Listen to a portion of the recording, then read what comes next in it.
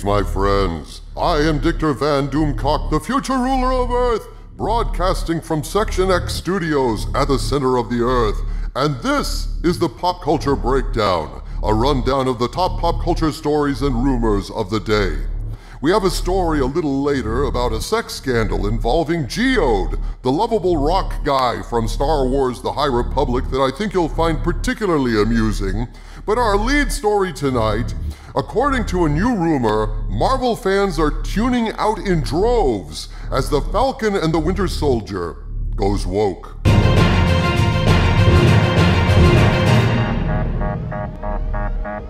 Some new information has been brought to my attention suggesting that the Falcon and the Winter Soldier is losing its audience in a major way due to wokeness, offering hard viewing statistics as evidence that get woke, go broke is not simply a phrase, it is an axiom. This is bad, people, so buckle your seatbelts, the ride's about to get bumpy.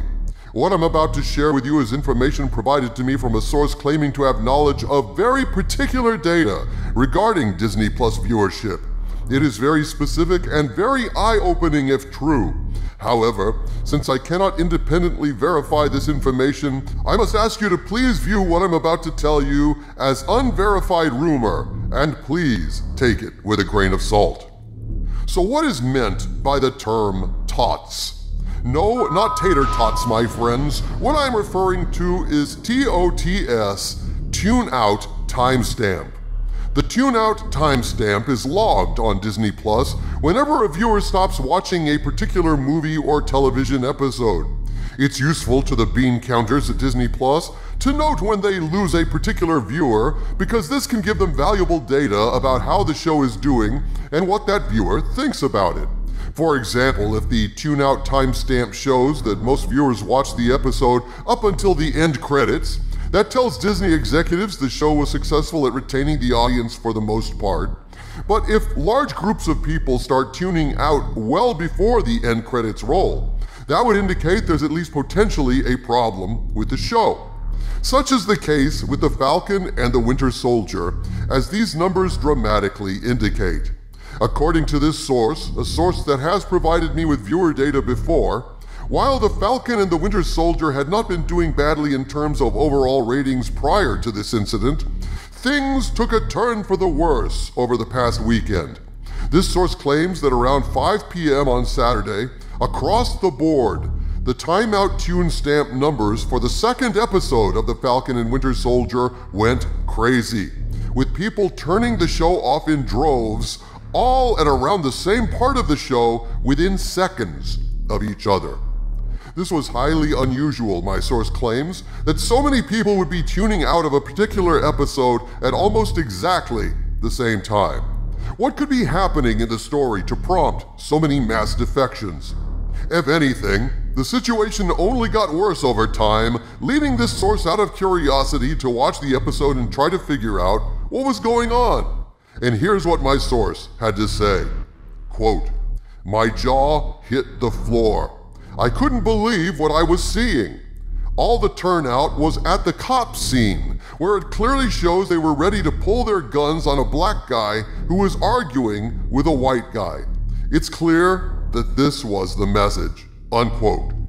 So in other words, Disney felt like sticking a Black Lives Matter message smack dab in the middle of the Falcon and the Winter Soldier episode 2, and what do you know?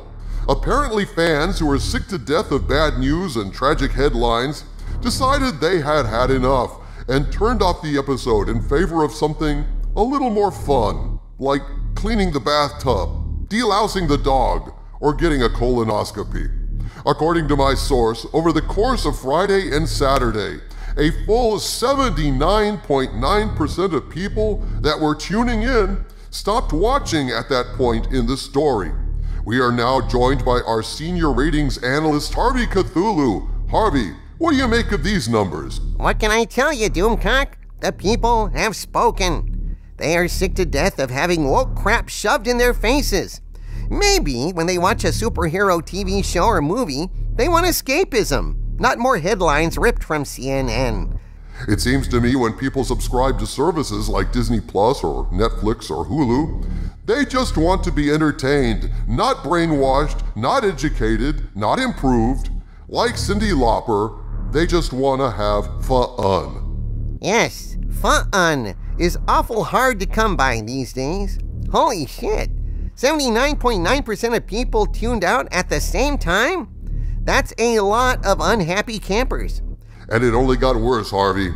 According to this source, overall for the next few days, the TOTS average went up to 83.49% overall. That means 83.49% of viewers turned off the episode at almost exactly the same woke point. This source claims there were also a lot of subsequent cancellations happening in real time, though I was not provided figures for that. Disney Plus is reportedly in full panic mode, trying to find a way to spin this mass defection into good news. And as a perfect bookend to this story, Harvey, I am told some brave soul working for Disney Plus, upon hearing this news, shrugged and said, "Get woke, go broke," and was fired on the spot in front of everyone. My friends, in an age of lies, telling the truth is a revolutionary act. And now, this. A picture of Geode dressed in drag was leaked onto Twitter by none other than Fat Steven Seagal, aka Legendary Fat Steven, last week, ensuring that Star Wars The High Republic is off to a scandalous start. Turns out that Geode likes to cross-dress in order to get his rocks off. He's a lava, not a fighter. And while there's nothing wrong with dressing up in a French-made outfit and doing things with a feather duster that would make the Marquis de Sade blush, why hasn't Geode released his, her, its pronouns? That would seem to me to be the bolder choice for this rocky fellow. If there's one thing SJWs hate, it's taking your pronouns for granted. For granted. SJWs want to know which of the 72 different genders you are. Are you a male rock, or are you something else? Of course, it's not entirely certain that this was a sex thing. It may simply be that in this picture, Geode was auditioning for the part of Captain Marble. But regardless, even if this is a minor thing to some people, this scandal stalagmite put a stop to Geode's meteoric rise and sent him crashing to Earth. More dirt on Geode as we receive it. In honor of hashtag Trans Day of Visibility, Lucasfilm issued the following tweet. Star Wars, in honor of hashtag Trans Day of Visibility, we're proud to unveil an exclusive cover highlighting Tarek and Sarit, trans non-binary Jedi currently featured in Marvel's The High Republic comic. We support trans lives, and we are passionate and committed to broadening our representation in a galaxy far, far away. Hashtag TDOV. While I find it distasteful to focus on the sexuality of characters in a property that is supposed to be family-friendly and appeal to all ages, even those that don't know what sex is yet, I'm glad to see that Lucasfilm is finally honoring those who choose to transition away from having eyebrows. The differently follically abled have been too long ignored in our society, and I'm sure it adds so much to the Star Wars universe having characters who proudly eschew eyebrows and hair, as oh so many people do in real life. Now, this is going to make the High Republic a hit, for sure. Boy, I can't wait to read this one. Can you? And that, my friends, wraps up this edition of Pop Culture Breakdown, our rundown of the top pop culture stories and rumors of the day. From the center of the earth, this is Dictor Van Doomcock bidding you all, my friends, stay angry.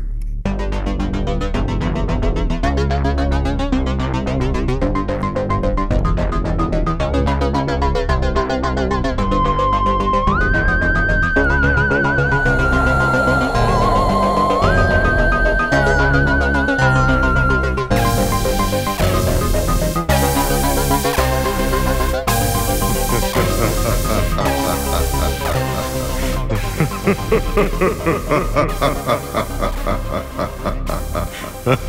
ha ha